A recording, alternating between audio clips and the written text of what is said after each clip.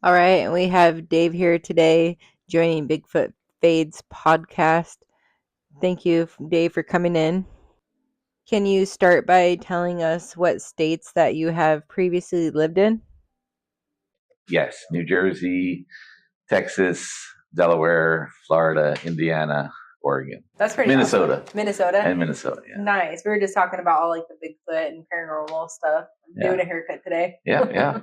So what do they call Bigfoot down in Florida? What was Skunk ape. Skunk ape? Yeah. Okay. So it kind of stinks a lot down there in the swamps. Yeah, exactly. The swamps get, a lot of decomposing natural materials that smells. But I think since the skunk ape lives in that environment, he's not bathing, so he's kind of smells like a swamp. Down there. Yeah. I've always thought it'd be fun to visit down there, see all the alligators and everything. Yeah.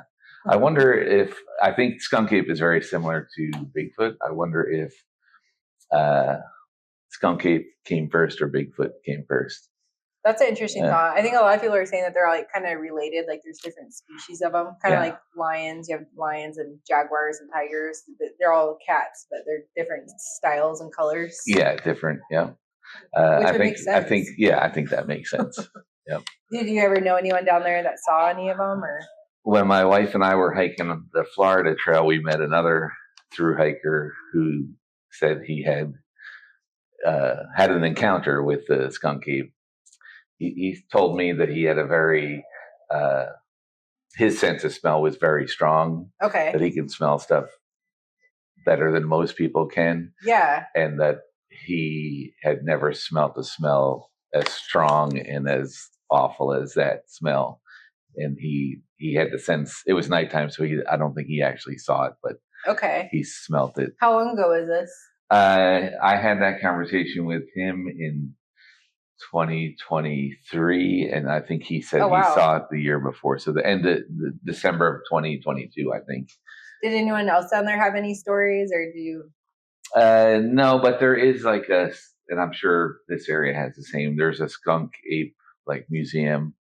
In the Everglades. Oh, so it's pretty serious down there. Oh, yeah. Okay. Yeah, nice. Yeah, they take it serious. Yeah. It's actually really fun to talk to people from different states because I grew up in Oregon, so this is kind of all I know. Yeah, and Florida is about as far away in the United States as you can get from Oregon. Yeah. It's pretty far down there. Yeah, that's pretty cool. And what other states? Michigan and New Jersey? No, Minnesota. Minnesota. I was born in New Jersey. Okay. Texas, Indiana, Delaware. Nice. Was there any in New Jersey? Any like Bigfoot type or paranormal type? Yes, in New Jersey we have the Jersey Devil. Okay. And that was in the Pine Barrens of southern New Jersey. Oh, is where the Jersey Devil dwells. Tell me about that. I've never heard of the Jersey Devil. So I guess back in the 1600s, there was a woman named Mother Leeds. She had 12 children. And she was pregnant with her 13th child, and she was so frustrated because it was more than she could handle, I guess. And she cursed the baby. And when the baby was born, it was born the Jersey Devil, kind of like a half human, or part bat, part horse, goat feet, horns. So it was some kind of combination of monster. Yeah. Okay. And you grew up hearing about that? Oh, yeah. Even in elementary school, they had a little film that they would show us. Really? In elementary school? In elementary school, describing the local folklore. Whoa. And at the very end of the little movie, they would show you there was a jump scare. Oh, wow. Which you weren't expecting because you're in school and it's kind of like a documentary. What year was that, you think? That was probably the year that I saw it was probably 77. Okay.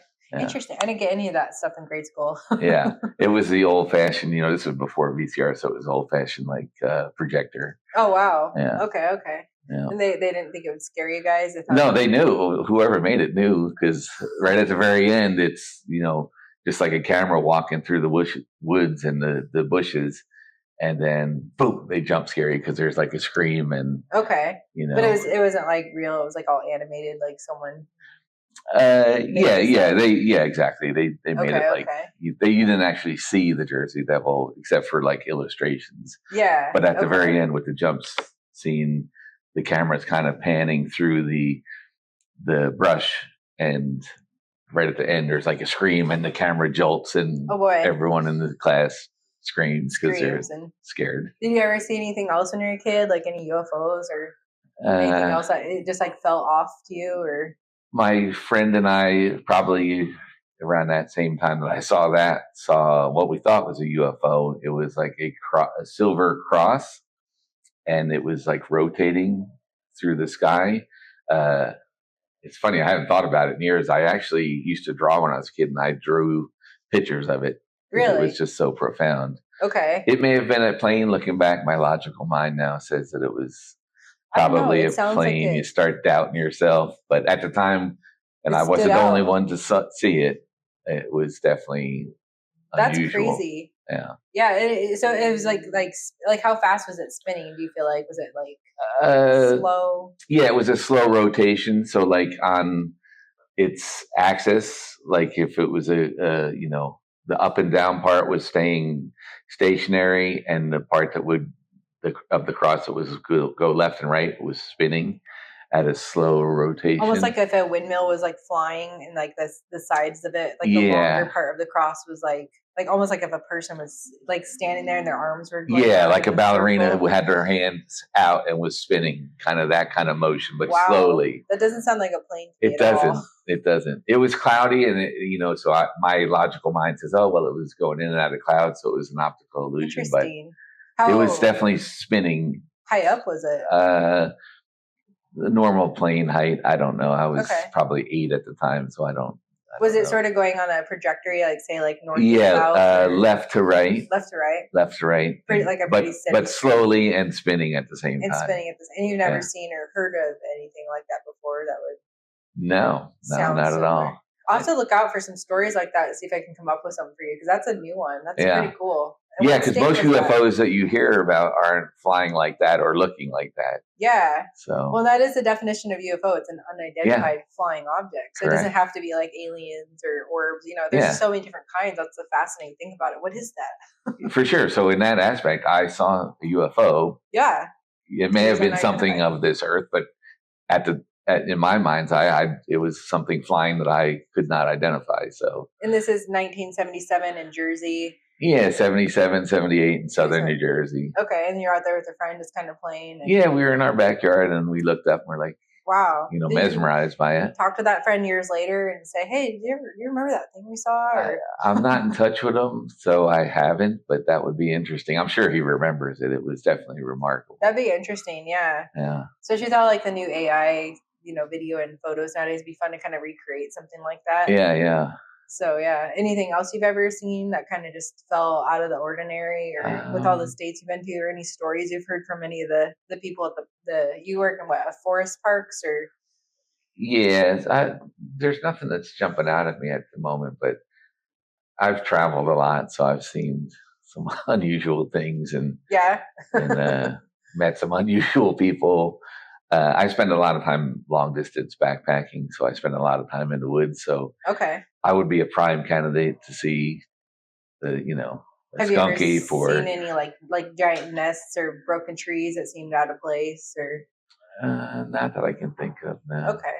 See, I always think it's good when people they don't see stuff too, because if everyone say, "Oh, I'm seeing all the same stuff," it's almost good that you get some that say, "Oh, I didn't see anything." Yeah. But I'm on established trails as well, so if you were off the beaten path, you might have more luck seeing. Yeah. I know if I was a Bigfoot, I wouldn't want to be around people, so I wouldn't be on a national scenic trail like the Appalachian Trail or the Pacific Crest Trail. That's not where I'd be. Oh, that's where you wouldn't be. Okay. Yeah, because that's where people are. I would want to be seen. I would want to be. Yeah, because I talked to a guy that does, I think, the Pacific Northwest Trail all the time. He said he's never seen anything. So, and I thought, oh, you'd for sure see one there. But that would actually make sense if you have enough people. They'd probably avoid that area. Exactly. Just like any animal's going to. I mean, you're not going to see, I hiked the Appalachian Trail in 2011. Okay. And I walked from Georgia.